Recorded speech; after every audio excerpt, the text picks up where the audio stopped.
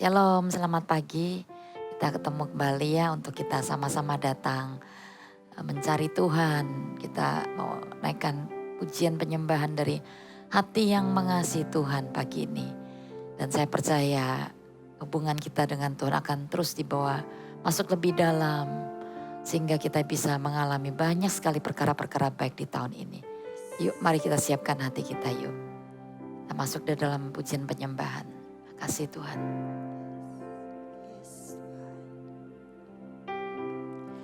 Diam dalam bait-Mu,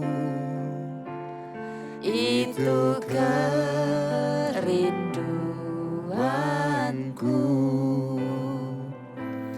Ku ingin lebih dekat dalam dekapan-Mu.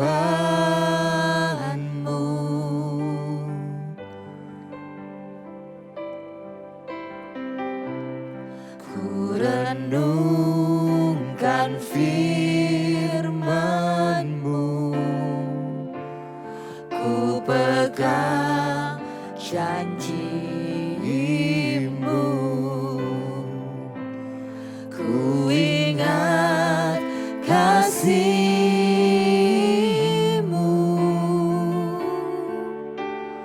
dan kebaikan-Mu.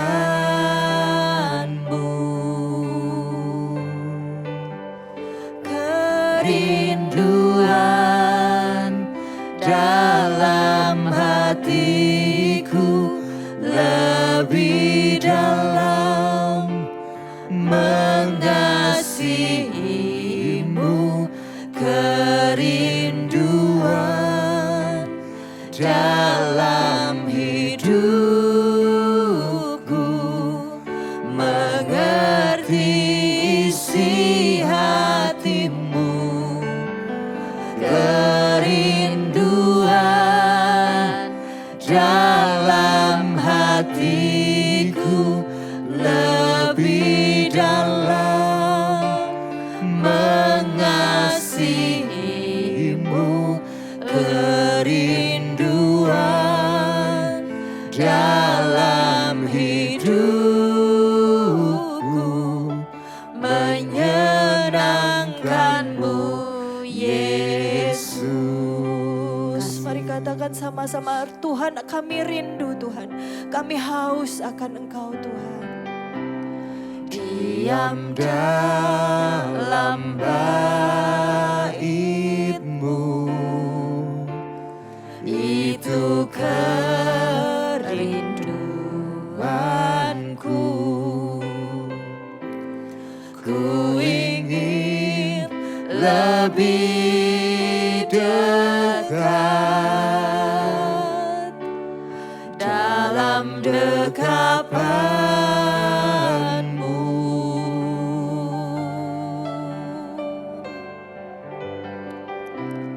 Ku renungkan firman-Mu,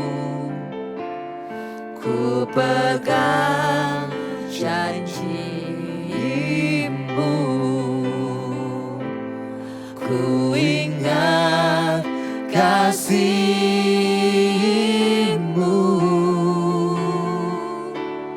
dan kebaikan-Mu. Katakan kerinduan, kerinduan dalam hatiku lebih dalam mengasihi-Mu. Kerinduan dalam hidupku, mengerti isi hati-Mu. Kerinduan dalam hatiku lebih dalam mengasihi-Mu.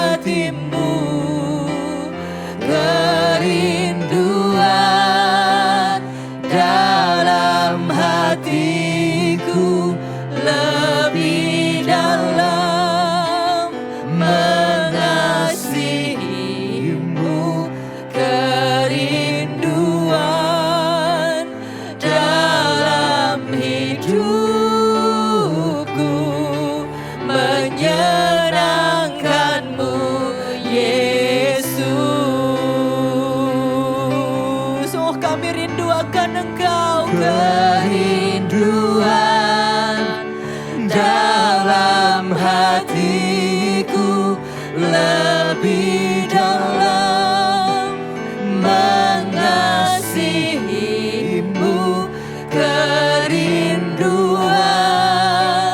dalam hidupku, mengerti isi hatimu, kerinduan dalam hatiku lebih dalam mengasihimu, kerinduan dalam hidupku, menyenangkanmu Yesus. Oh Tuhan Yesus, kerinduan hatiku.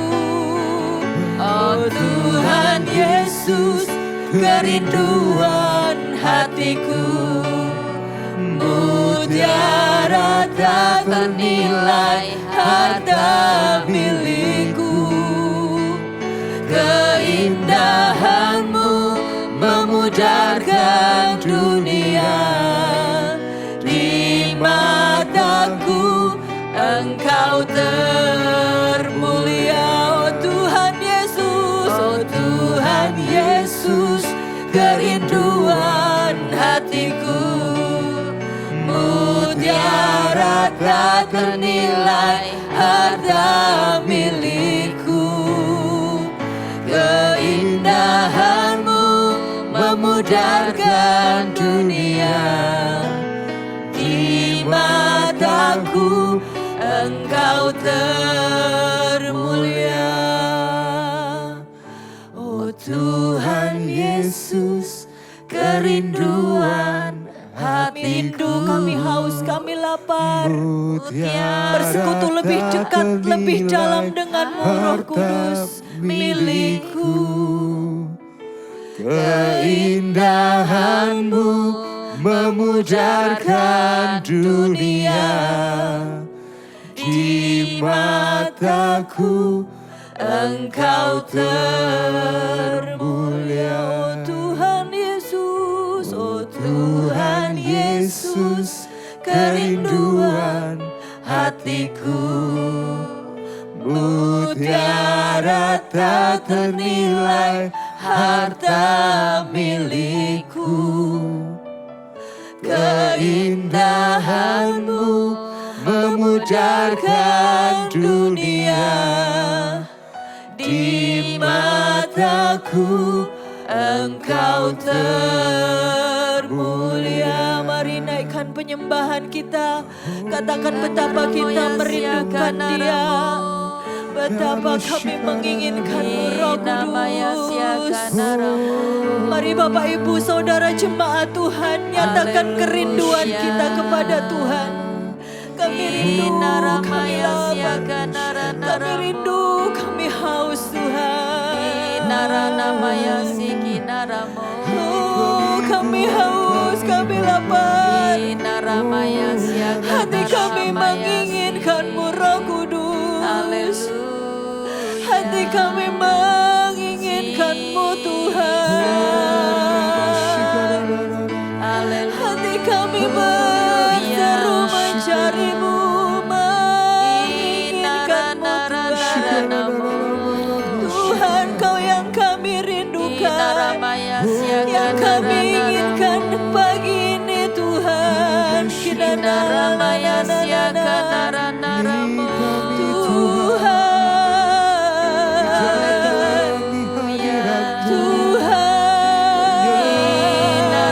kami haus, kami lapar Tuhan. Kami rindu kepada-Mu Tuhan.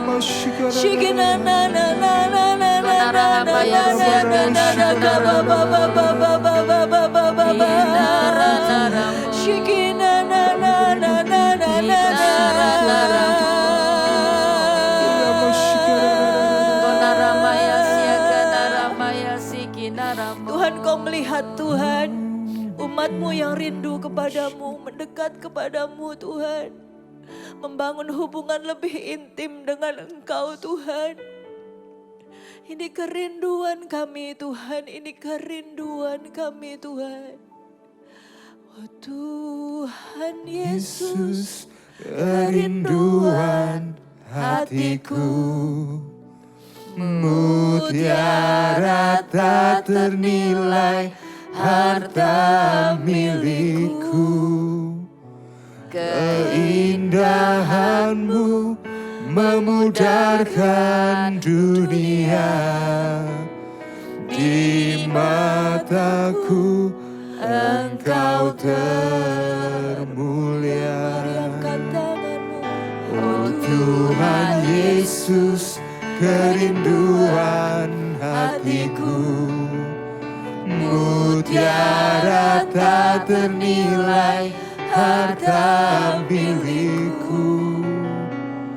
Keindahanmu memudarkan dunia, di mataku Engkau termulia. Di mataku Engkau termulia. Di mataku Engkau termulia.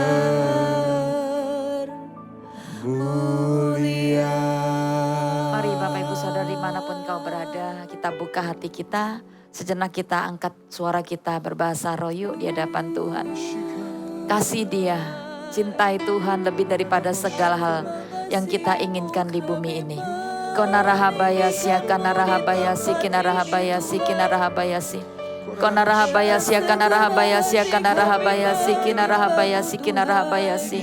Kina rahabayasi, akana rahabayasi, kina rahabayasi, kina rahabayasi, kina rahabayasi. Kona rahabayasi, akana rahabayasi, kina rahabayasi, akana rahabayasi, kina rahabayasi. Kona rahabayasi, akana rahabayasi, akana rahabayasi, kina rahabayasi. Kona rahabayasi, akana ramana rahabayasi, akana rahabayasi, kina rahabayasi, kina rahabayasi, kina rahabayasi. Kona rahabayasi, akana rahabayasi, akana rahabayasi, kina rahabayasi, kina rahabayasi. Tuhan, pagi ini kami berdoa biarkan Kau membuka hati setiap kami untuk kami bisa mengalami Engkau secara pribadi.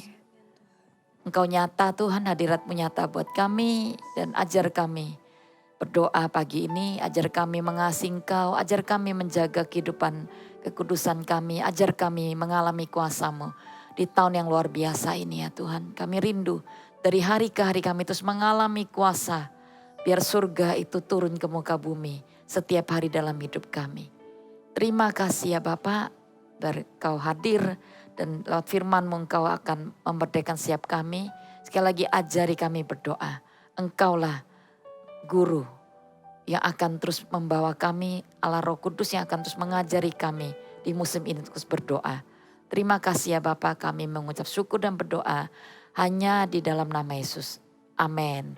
Oke, shalom Bapak Ibu Saudara yang Tuhan kasihi, saya percaya bahwa tahun ini tahun menabur doa dan menuai sukacita. Luar biasa ya, saya dapatkan bahkan kita bukan cuma mulai menabur tahun ini, tapi apa yang jadi taburan kita di tahun-tahun kemarin bahkan yang belum digenapi itu Tuhan mau kerjakan. Dia mau genapi di tahun ini. Apa aja yang pernah kita tabur lewat doa, air mata, yang mungkin kita berkata kok enggak jawab-jawab ya, saya percaya. Gak pernah, Tuhan itu tampung doa dan air mata kita di kirbatnya dikatakan. Dan ketika waktunya tiba dia akan melepaskan itu, artinya dia akan membawa banyak perkara-perkara baik. Dia akan menggenapi setiap apa yang sudah dia janjikan dalam kehidupan kita. Jadi teruslah menabur doa di tahun ini, teruslah menuai sukacita. Karena kalau kita menuai kemenangan pasti kita akan bersukacita, bukan? Amin. Nah jadi saya yakin bahwa yang namanya doa itu harus terus kita belajar di dalamnya ya. Nah pagi ini tema saya adalah ajari kami berdoa ya. Saya mau katakan bahwa saya sendiri banyak masuk sekolah doa secara pengalaman pribadi dengan Tuhan gitu ya. Diajari sekolah doa dengan Tuhan. Memang saya pernah ngikut yang namanya sekolah doa gitu ya.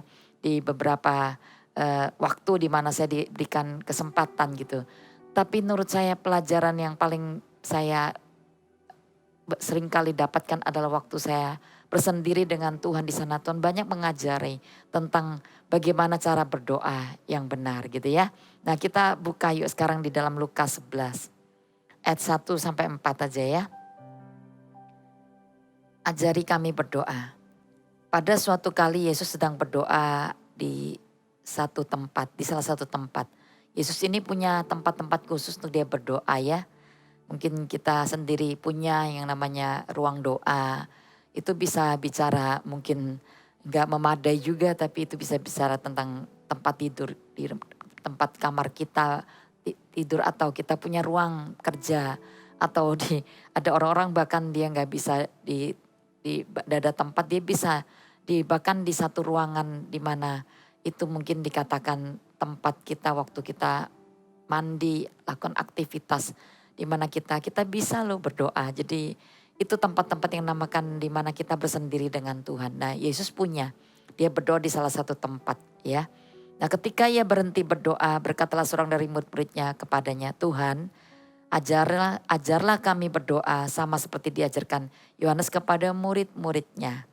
Oke, murid-murid Yesus minta diajari berdoa karena mereka melihat bagaimana bukan cuma Yesus bersendiri dengan Bapa, karena setiap kali mereka menemukan Yesus itu ada di dalam sebuah posisi baru selesai berdoa, mencari tempat sepi untuk berdoa gitu ya. Nah mereka, saya lihat bukan cuma melihat itu, tapi mereka melihat bagaimana kuasa yang dilepaskan oleh Yesus ketika Yesus berjalan dalam pelayanan gitu ya. Mereka nggak pernah melihat Yesus gagal di dalam pelayanan, di dalam ministry. Mereka melihat bagaimana Yesus itu mendoakan orang gitu ya, sakit disembuhkan, orang yang terikat di Gerasa itu dilepaskan dalam satu kalimat aja. Dan ada banyak lagi perkara-perkara yang Yesus lakukan itu hanya dengan doa, bahkan acap kali itu dengan sepatah kata. Jadi powerful. Yesus itu punya banyak sekali pengalaman-pengalaman adikodrati, supernatural yang itu waktu itu murid-muridnya itu mengikuti dan melihat itu. Dan tentunya mereka menginginkan itu juga kan, sama seperti kita ingin. Oh orang itu kok bisa berdoa seperti ini ya, saya kepengen loh diajari doa seperti ini. Nah saya percaya bahwa kita semua itu kepengen sih masuk ke dimensi bagaimana berdoa penuh kuasa gitu kan. Kita bukan cuma mau menabur doa, seberapa banyak kita tabur, tentunya kita pengen taburan doa kita itu punya kuasa di dalamnya. Sehingga kita bisa tahu bahwa seberapa banyak yang kita tabur itu menghasilkan dampaknya itu juga sangat luar biasa. Nah ada acap kali karena kita tidak menangkap bagaimana caranya belajar berdoa, maka seringkali kita nggak memiliki yang namanya kuasa doanya. Lu taburan-taburan doa kita banyak juga itu jatuh bahkan di tempat berbatu-batu, bukan juga yang tempat semak berduri gitu.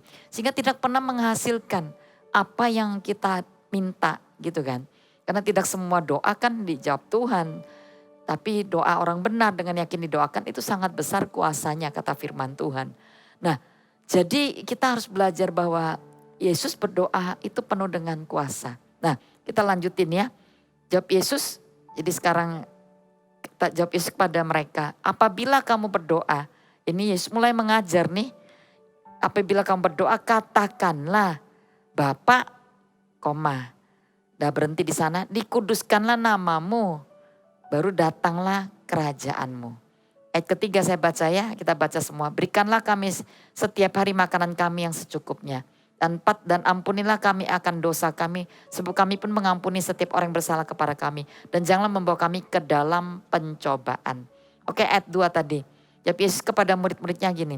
Apabila kamu berdoa, katakanlah Bapa, dikuduskanlah namamu, datanglah kerajaanmu. Nah saya mau mulai dengan doa itu ada 3 hal. Yang pertama Bapa itu bicara tentang kasih, hubungan kita dengan Bapa. Yang kedua bicara tentang kekudusan, ya karakternya Tuhan itu kasih dan ada 3 karakter Tuhan yang kita harus pelajari. 1 itu kasih, dia adalah kasih. yang terbesar adalah kasih dikatakan. Yang kedua itu karakter Bapa adalah kekudusan. Nah yang ketiga itu kuasa. Jadi ketiga hal ini adalah pribadi Tuhan. Pribadi Allah Bapa, Allah Putra, Roh Kudus. Ini tiga kesatuan dan tiga hal yang itu selalu akan ada dalam kehidupan kita sebagai orang percaya. Nah orang kita lebih fokus kepada doa, dampak dari doa. Kita mau tabur seberapa, kita pengen hasilnya seberapa. Kita pagi berdoa, kita minta siangnya kita sudah melihat hasil gitu kan.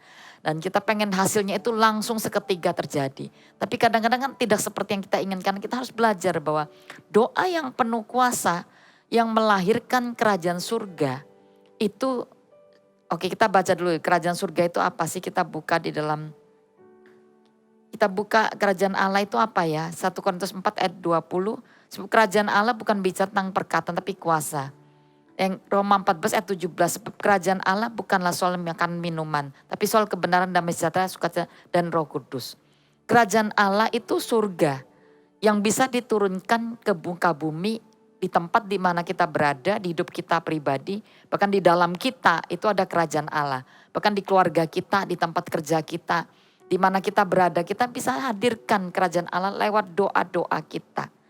Gitu ya. Nah, kerajaan Allah bukan bicara kata-kata tapi kuasa. Orang seringkali terfokus kepada indahnya kata-kata doa. Saya nggak pandai berdoa, makanya saya nggak bisa berdoa gitu ya.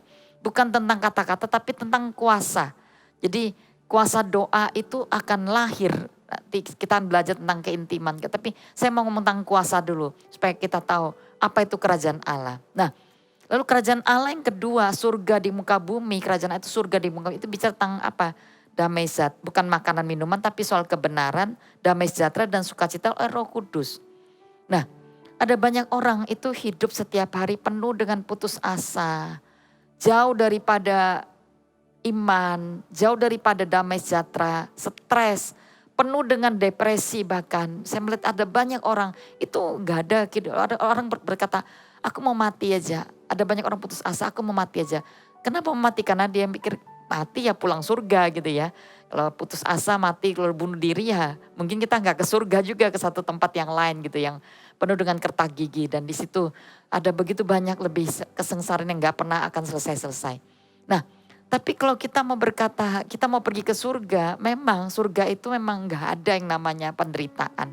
Nggak ada air mata, makanya kalau kita pergi ke tempat orang-orang yang sedang meninggal, saya berkata, dia sudah bahagia dengan Bapa di surga, damai. Nggak ada penderitaan, nggak ada sakit penyakit udah. Dia udah damai di sana dan tidak mengalami yang namanya stres, depresi. Seperti kita berjuang untuk kehidupan kita. Gak perlu lagi untuk ada kemiskinan. Gak perlu lagi ada yang namanya dosa bahkan di sana. Itu surga gitu ya. Itu surga yang benar-benar real, nyata nanti kita setelah meninggal. Tapi hari ini kita bisa menurunkan surga lewat doa-doa kita. Kita bisa lakukan itu lewat ketika kita menaikkan doa-doa yang penuh dengan kuasa. Dan itu terjadi ketika kita nggak kejar, tapi kita nggak mau kejar tentang kuasa doa ya. Akan terjadi waktu kita berdoa nanti ya, setelah kita menabur banyak doa. Saya percaya tahun ini kita akan banyak menuai yang namanya kesembuhan di area hubungan, di area pekerjaan kita. Tiba-tiba kebangkrutan kita diangkat Tuhan, diubahkan gitu ya. Saya mendapatkan ada banyak orang kan dipromosi Tuhan di tahun ini juga. Kalau kita benar-benar siap menabur doa di bulan-bulan awal ini. Dan kita menyiapkan diri hidup benar-benar seperti apa yang Tuhan mau gitu. Saya percaya bahwa kita akan menuai begitu banyak kuasa doa yang gak pernah kita pikirkan bahkan. Karena taburan kita itu 1, kita bisa terima kelipatannya bisa 3, 10 gitu. 30 kita tabur 30, kita bisa menuai 30, 60, 100 kali lipat ganda gitu. Jadi memang kali-kalian Tuhan itu lebih daripada apa yang kita bisa pikirkan. Efesus 3 berkata bahwa apa yang kita doakan dan Tuhan itu melebihi apa yang kita doakan dan kita pikirkan. Dia bisa bekerja lebih daripada itu. Kuasanya bekerja melebihi apa yang kita doakan dan kita pikirkan. Betapa powerfulnya kuasa Tuhan. Nah, tapi saya mau ngomong jangan kejar kuasa. Itu otomatis akan terjadi. Otomatis kalau kita bisa sungguh-sungguh menghidupi yang nanti duanya. Yang saya akan sampaikan ini di bagian poin yang dimana dia berkata Bapa. Nah ini yang saya mau ngomong. Kata poin Bapa, jadi doa itu dimulai dari kata Bapa. Bapa itu adalah kasih gitu ya. Nah kasih itu bicara tentang hubungan.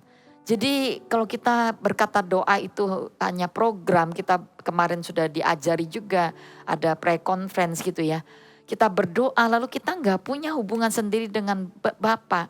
Kita nggak punya intimacy with God. Ya kita akan lelah berdoa seperti itu. Dan itu nggak bisa lama.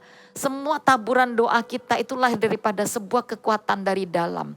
Yang ketika kita punya persekutuan intim dengan Roh Kudus, dengan Yesus, dengan Allah Bapa gitu ya.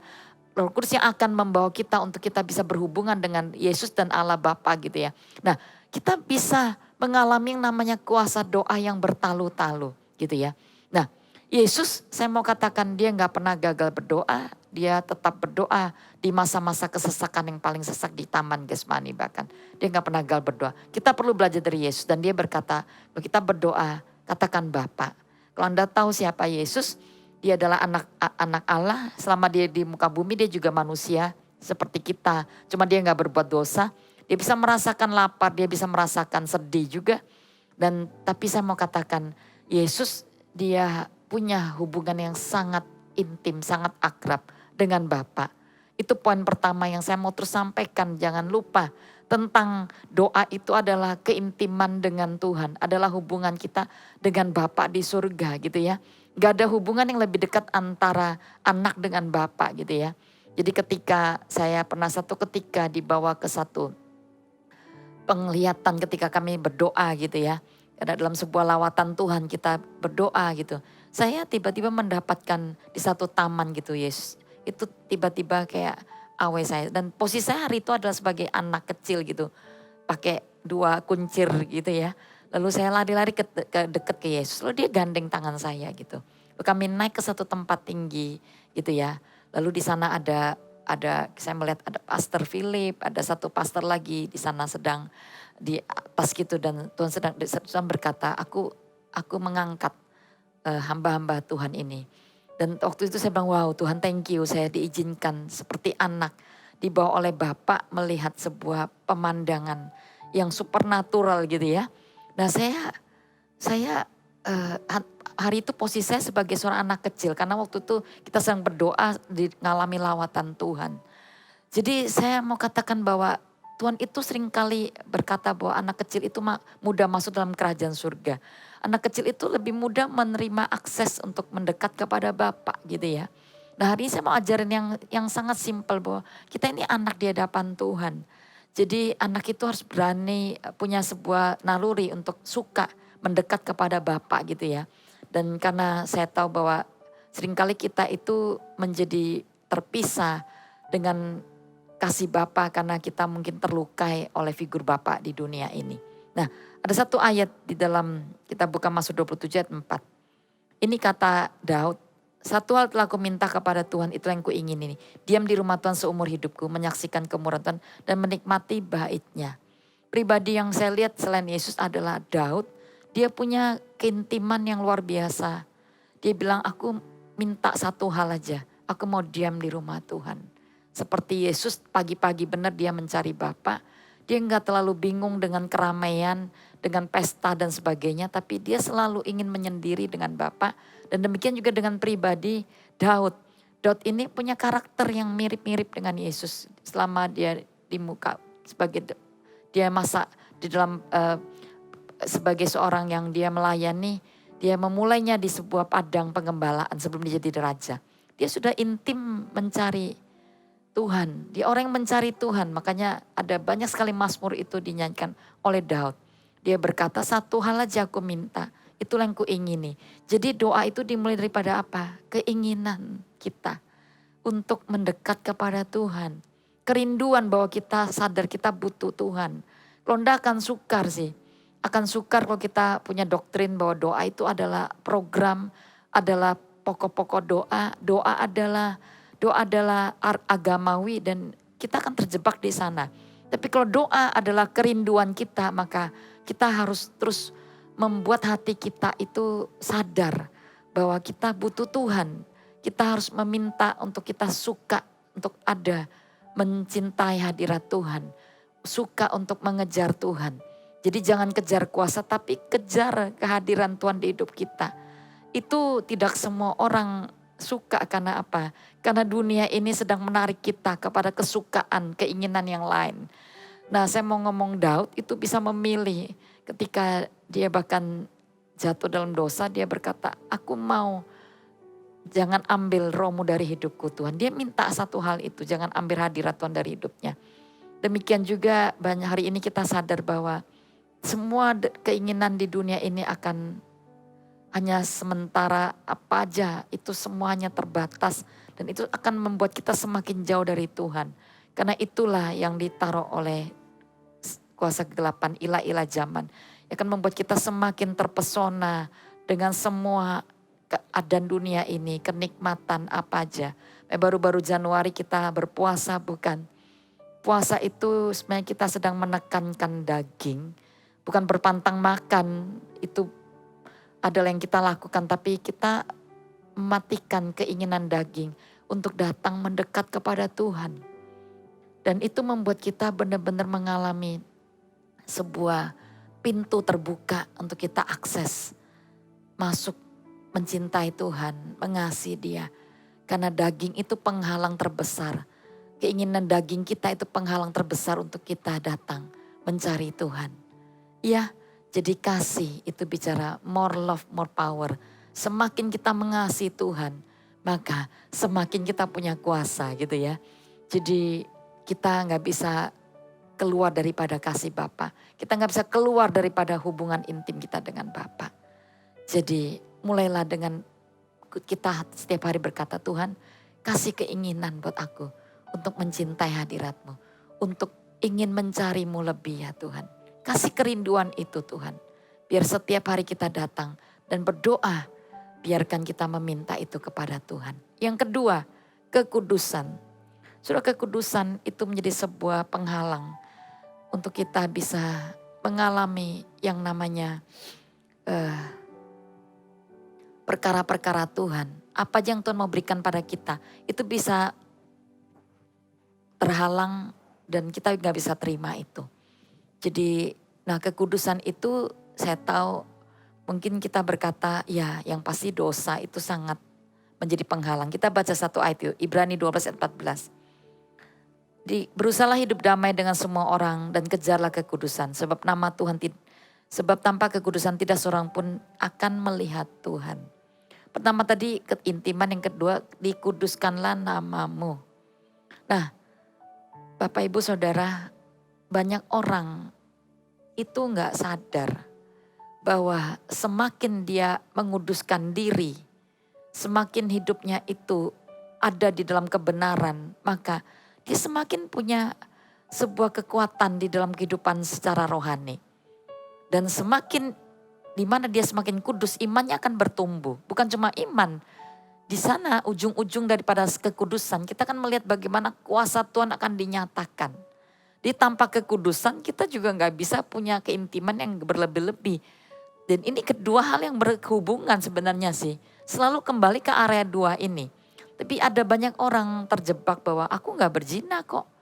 Aku gak mencuri. Ya itu hal yang sudah perbuatan daging dan saya yakin jangan sampai kita hidup di dalamnya. Makanya kalau ada orang yang Anda sudah punya istri, Anda masih berselingkuh, itu namanya Anda berzina. Dan itu Anda gak bisa akses semua yang namanya apa yang Tuhan mau berikan pada kita. Udah pasti gak mungkin Anda bisa mengalami. Kalaupun Anda bekerja tetap ada yang namanya Anda dapatkan sesuatu. Saya yakin itu dari usaha manusia Anda. Tapi satu titik saya yakin itu gak akan bisa lagi terjadi. Karena kemampuan manusia kan terbatas. Nah jangan lakukan ketika tahu itu dosa. Kalau Anda seorang yang tahu bahwa ada dosa-dosa yang Tuhan gak suka, penyembahan berhala juga Tuhan gak suka.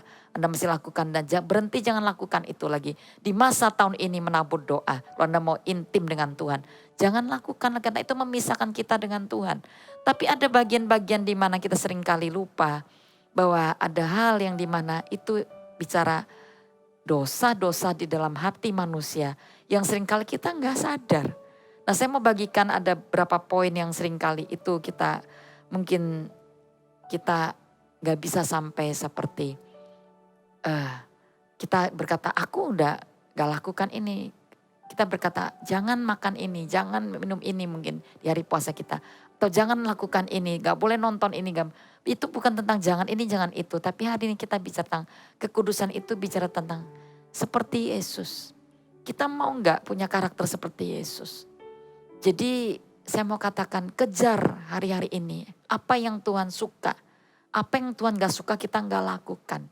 Nah, karakter Tuhan itu ada beberapa area yang dimana kita seringkali itu, mungkin seringkali kita gak sadar. Kita udah gak buat dosa perjinan dan lainnya. Tapi kita ada di bagian ini. Ada 5 hal yang saya mau bagikan. Adalah yang pertama tentang amarah.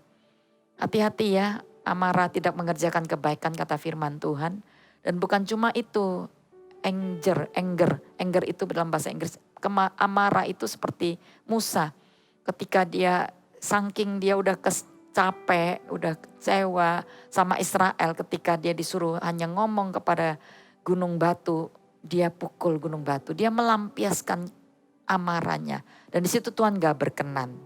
Bapak Ibu marah boleh, tapi jangan sampai kita terpancing, sampai kita melampiaskan amarah kita sehingga sesuatu yang buruk terjadi gitu ya. Nah ini yang Tuhan gak suka, jangan kita lakukan itu.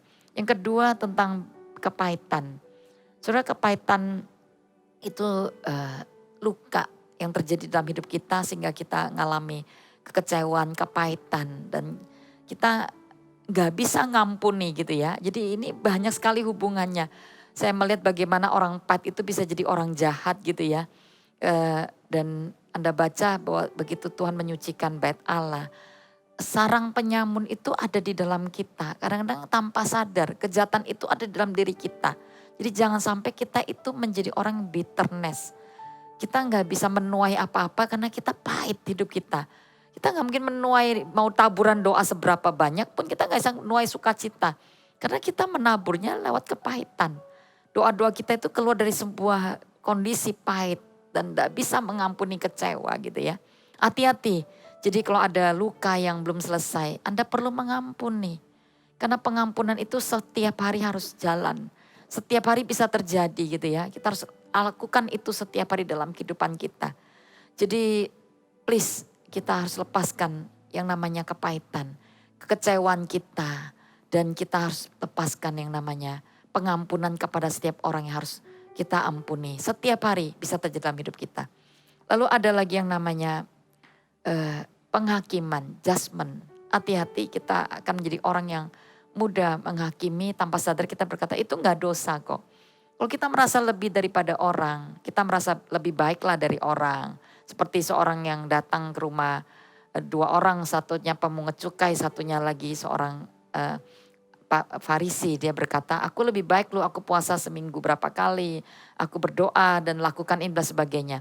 Lalu ada satu orang yang namanya pemungut cukai, dia berdiri di belakang dan dia pukul-pukul dadanya, ampuni aku. Tuhan berkata, mana yang lebih dibenarkan dari 2 orang ini? Nah, saya mau katakan, kita harus menjadi seorang yang sadar bahwa kita gak, semua kita tidak lebih baik dari orang lain, kita semua punya kelemahan. Jadi jangan menjadi seorang penghakim seperti Yesus waktu ada perempuan berzina. Dia gak setiap orang mau lempari batu. Itu kan hukumnya seperti itu. Tapi Yesus berkata, dia duduk di lantai lalu dia mulai menulis sesuatu. Dia berkata, kalau ada satu orang yang gak berbuat dosa, silakan lempari perempuan dengan batu. Dan semua orang akhirnya lepaskan apa yang mereka mau lakukan, mereka lepaskan batu, mereka berbalik dan pergi semua.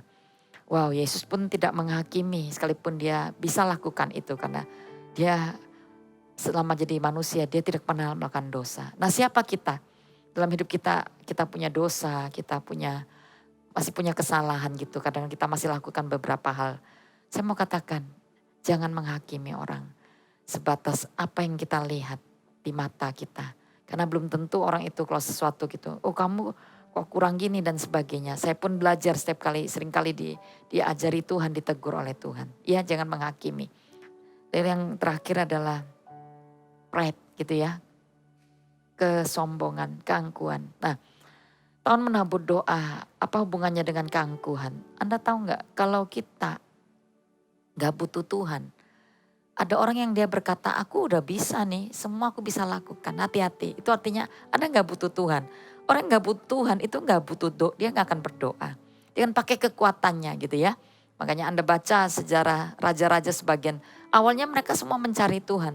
Tapi ketika mereka udah jadi kuat, mereka berubah setia. Salah satunya Raja Usia di 2 Tawar itu.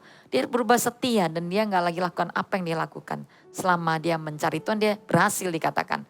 Tapi setelah itu mungkin dia udah gak berkurang. Dia gak lagi mencari Tuhan seperti yang dia lakukan. Nah, hati-hati keangkuhan.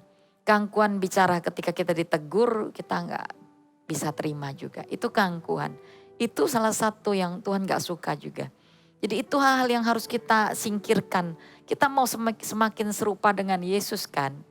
Jadi bukan tentang gak boleh ini, gak boleh itu. Kalau kita gak makan bulan kemarin banyak yang berpuasa. Bahkan ambil puasa yang berlebih-lebih mungkin kan. Sebenarnya bukan tentang jenis makanan yang boleh bukan waktu. Tapi apa yang ada di dalam hati kita ini loh. Yang seringkali keluar itu menajiskan dikatakan. Jadi hati-hati tentang amarah. Kita bisa keluarkan kata-kata yang menghakimi orang. Kita bisa mengeluarkan kata-kata yang melukai orang bahkan bukan cuma itu. Setiap hal yang itu ada hubungannya di dalam luka di dalam kita itu akan membuat kita jadi orang yang angkuh. Gak bisa ditegur, gak bisa terima masukan orang gitu ya. Kita sangat mudah tersinggung bahkan. Hati-hati ya. Nah saya merasakan tersinggung ini setiap orang bisa jadi masalah. Tapi saya belajar seperti Yesus. Yesus kalau kita mau berkata mau seperti Yesus. Dia terluka, dia ditolak. Dia dianiaya. Tapi dia gak pernah menjadi orang yang berbalik menyerang orang. Dia gak tersinggung dengan apa yang dia alami gitu ya. Dan dia selalu membalas dengan kasih. Nah bagaimana kita bisa masuk ke tingkat ini saya tahu. Kita ingat terus tentang bagaimana selama Yesus di muka bumi dia hidup. Bagaimana dia berdoa, bagaimana dia belajar. Dia juga belajar untuk berjalan di dalam kekudusan. Menolak setiap untuk dia bisa menyerang orang kembali ketika dia diserang orang. Menolak untuk dia mengalami kepahitan ketika dia mengalami mungkin diperlakukan tidak adil. Dia sudah menolong orang tiba-tiba dia harus ditangkap, disalibkan. Dan banyak hal lagi yang Yesus lakukan yang benar-benar pribadi karakternya itu berkenan kepada Bapa. Nah itu yang kita mau belajar. Kalau kita mengalami yang dua hal ini maka ujungnya saya yakin bahwa kerajaan Allah bukan bicara makan dan minum. Tapi kuasa. Apa saja yang menjadi doa-doa kita saya yakin akan penuh dengan kuasa. Karena saya melihat bagaimana Yesus berkata di dalam nama Bapa apa aja yang dia lakukan. Di dalam kuasa, di dalam apa yang dia lakukan, itu semua kuasa itu tunduk di dalam namanya. Tidak ada yang tidak selesai, sakit disembuhkan, orang yang sedang terikat dilepaskan. Dan ada banyak masalah yang dengan hikmat dia selesaikan di muka bumi ini. Maukah kita akses kerajaan Allah di muka bumi ini? Saya yakin hari ini kita sudah hidup di dalam zaman di mana kita dipenuhi dengan Roh Kudus. Roh Kudus adalah perantara kita untuk kita datang mengalami keintiman dengan Yesus, dengan Allah Bapa.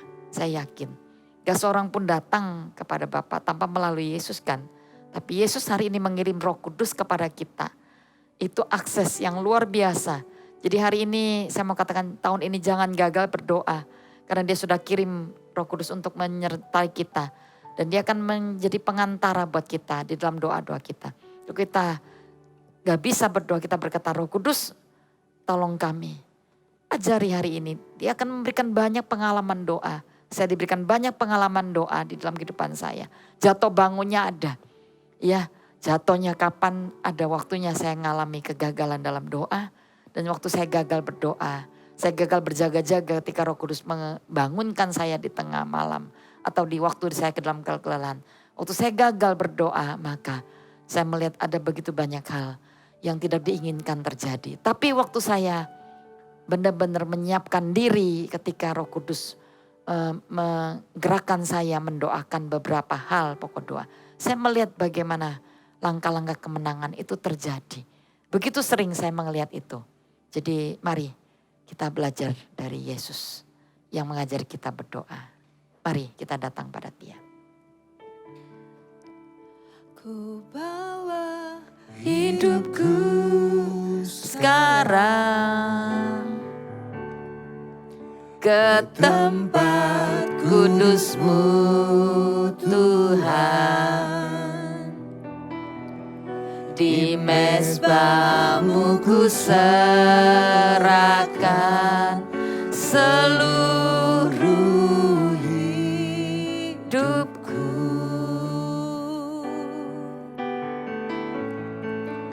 Penuhi hatiku sekarang dengan urapan yang baru, agar aku lebih lagi mendengar suara-Mu.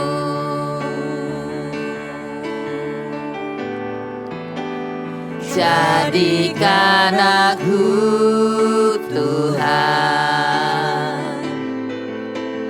rumah doa-Mu, agar semua suku bangsa datang menyembah-Mu. Jadikan aku Tuhan rumah doa-Mu, agar semua suku bangsa datang menyembah-Mu, agar semua suku bangsa, agar semua suku bangsa datang menyembah-Mu. Konarabaya siakanara narabo, kinarabaya siakanara habaya siakanarabaya sikinarabaya, kinarabaya siakanara narabo, kinarabaya siakanarabaya sikinaramarabaya, kinaramarabaya,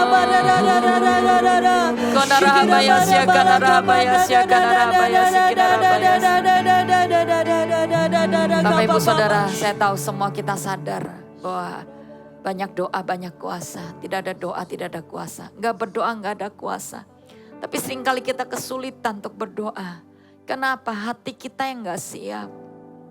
Hati itu bicara tentang kekudusan. Hati bicara tentang intimacy with God.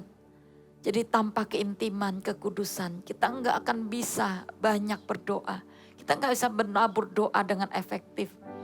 Jadi saya mau katakan hari ini, mari belajarlah untuk setiap hari seperti Yesus. Dia belajar memberikan waktu lebih banyak untuk datang ke tempat-tempat rahasia. Tempat-tempat sunyi, bersendiri dengan Bapa. Dan yang kedua, selama dia hidup, dia gak pernah lakukan dosa apapun. Dia menjaga hidupnya. Dia menjaga tidak jatuh dalam dosa, perbuatan daging. Dia tidak menyangkal Bapa lewat semua perbuatannya. Dia tetap punya karakter kasih. Tidak membalas apa yang buruk. Dia tidak menjadi sombong ketika dia sudah mengalami yang namanya bagaimana kemuliaan melihat banyak orang datang berbondong-bondong mencari dia. Dia bisa tetap menjaga hidupnya sedemikian rupa. Belajar dari Yesus ya. Kita belajar dari Yesus. Tuhan, aku berdoa bagi orang-orang yang sulit hari ini untuk mengalami keintiman dengan Engkau, mengalami kekudusan. Ajari kami berdoa, ajari kami menjaga hidup intim, menjaga kekudusan, more like Jesus. Bagaimana serupa dengan Engkau, kami enggak menjadi orang yang tidak berzina, tidak mencuri, tapi kami tidak menyembah berhala juga, tapi kami melakukan bagian kami. Kami jaga hati kami kudus, jauh daripada semua luka, kepahitan, daripada semua penghakiman kepada orang-orang yang seringkali kami merasa mereka bersalah dan sebagainya Tuhan. Dan kami juga tidak punya kesombongan. Kami minta singkirkan itu di hari-hari ini. Supaya kami bisa datang rendahkan hati kami, datang mencari Engkau. Kami gak mudah tersinggung dengan beberapa hal yang terjadi Tuhan. Kami mau mengampuni, kami mau lepaskan berkat. Kami mau menjadi orang-orang yang berdamai dengan banyak orang. Berdamai dengan Bapa di surga. Berdamai dengan setiap orang yang ada. Kami mau mengasihi setiap orang yang ada. Seperti kami mengasihi Engkau juga. Di dalam nama Yesus, Tuhan singkirkan setiap batu-batu yang menghalang kami hari-hari ini. Saya merasakan di tempat ini ada banyak orang yang Engkau memang sangat kesulitan menjaga hatimu. Setiap hari Engkau ibu rumah tangga, Engkau sulit sekali untuk peperanganmu ada di dalam batinmu. Seringkali Engkau menjadi mudah sekali tersinggung, terluka, kecewa dengan beberapa hal. Dan Anda kembali sukar untuk datang mendekat pada Tuhan. Saya mau katakan hari ini belajar mempertahankan itu dan terus maju. Ya, dan bawa kerinduan kita pada Tuhan. Ada beberapa pria yang kau berkata aku gak bisa seperti Daud. Saya mau katakan itu yang membuat Daud menjadi berbeda di sepanjang sejarah Israel. Raja, seorang pria yang berbeda dari semua pria-pria yang ada di Israel. Dia sangat merindukan yang namanya hadirat Tuhan. Yang dia inginkan bukan semakin banyak kota yang dia menangkan. Kerajaannya tetap terjaga. Yang dia inginkan bukan jabatan. Yang dia berkata satu hal aku pinta. Aku mau diam di rumah Bapa. Itu yang Daud inginkan. Dan itu yang mestinya kita inginkan juga. Saya berdoa bangkitkan pria-pria yang berdoa. Wanita untuk berdoa. Anak-anak muda yang berdoa. Keluarga-keluarga yang berdoa ya Tuhan. Dan juga bulan mesbah keluarga. Juga Tuhan di setiap tempat. Di cege-cege yang berdoa. Dan di kota-kota yang berdoa. Bangsa-bangsa yang berdoa. Dimanapun kau berada, aku lepaskan atmosfer doa. Roh Kuduslah, Holy Spiritlah yang menjadi roh doa di dalam kita. Terimalah itu di dalam nama Yesus kami berdoa dan mengucap syukur. Yang percaya katakan amin. Sampai ketemu di Sabtu depan. God bless you.